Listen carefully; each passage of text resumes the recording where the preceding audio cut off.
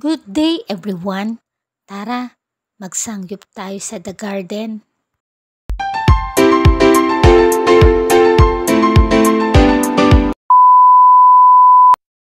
Sa lahat nga ng sangyup na napuntahan ko, mukhang eto na nga yata ang pinakamurang sangyup na nakita ko.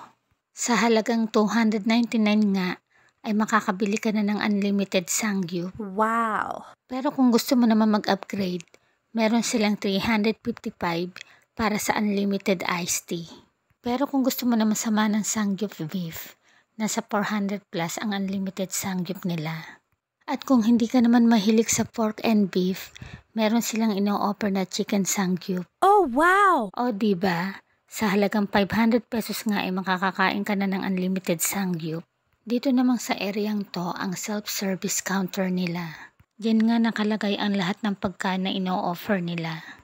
Katulad ng fresh unlimited lettuce. At kahit ilang beses ka nga magpabalik-balik ay okay lang. Basta kukuha ka ng pagkain na kaya mong ubusin at huwag ka magtitira. Dahil baka nga ma-charge nila sa'yo ang mga natirang pagkain mo. Oh no! Ito nga ang unlimited corn, unlimited sweet and sour kimchi, ang masarap na unlimited fish cake na tiyak na babalik-balikan mo.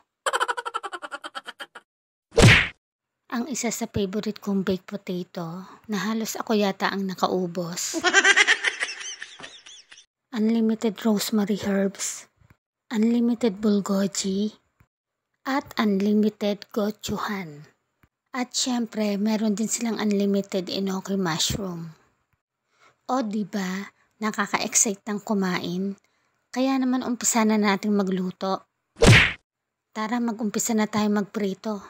Habang niluluto nga ay talaga namang maaamoy mo na ang masarap na ingredients na nilagay sa baboy. Kaya mas lalong nakakatakam at nakakagutom habang iniintay mo ngang maluto. Kaya dapat mahaba talaga ang pasensya mo dahil mag-iintay ka talaga ng ilang minuto bago maluto ang baboy. Kaya naman kumain muna kami ng lettuce, baked potato at kimchi habang nag-iintay. O diba, para-paraan lang. Oh yes! Hindi na nga ako makapagpigil kaya naman inumpisan ko ng kumain ng baked potato.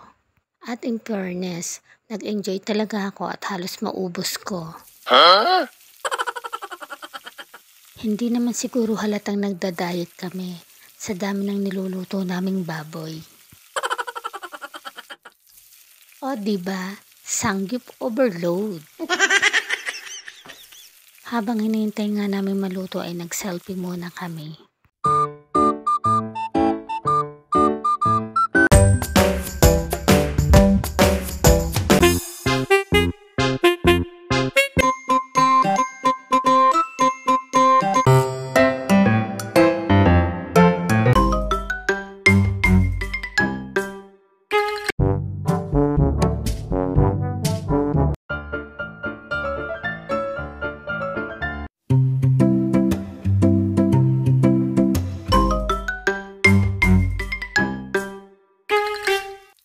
Ayan, mukhang malapit na nga maluto.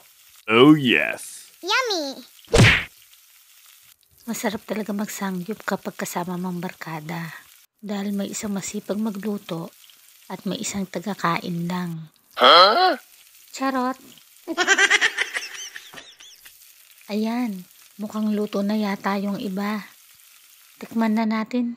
Malambot nga yung baboy at tamang-tama lang yung pagkakaluto. Masarap nga siya at lasan-lasa yung ingredients sa baboy. Yummy! Pero hindi ko talaga mapigilang kumain ng baked potato.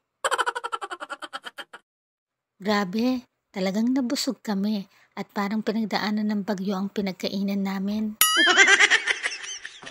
O diba, simut sarap talaga. Oh yes! Sulit na sulit talaga ang 355 pesos mo. Okay, that's it for today. Thank you for watching. Bye!